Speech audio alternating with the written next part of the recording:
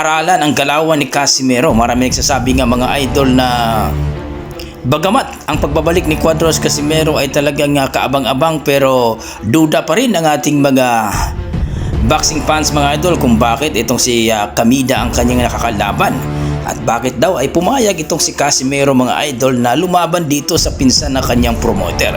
Kaya ang mga boxing fans ay nagduda mga idol na ika nga na mukhang may sabotahe ang nangyari. Pero bagamat mga idol, nakita man natin dito na talagang pinuntusan lang itong si Casimero ni Kuniski Kamida ay unanimous decision nga mga idol. At dito nga mga idol, pagkatapos ng laban ni Luis Pantera Neri, nung nakaraang linggo mga idol, ay pinaakyat kaagad itong si Cuadros General Casimero mga idol.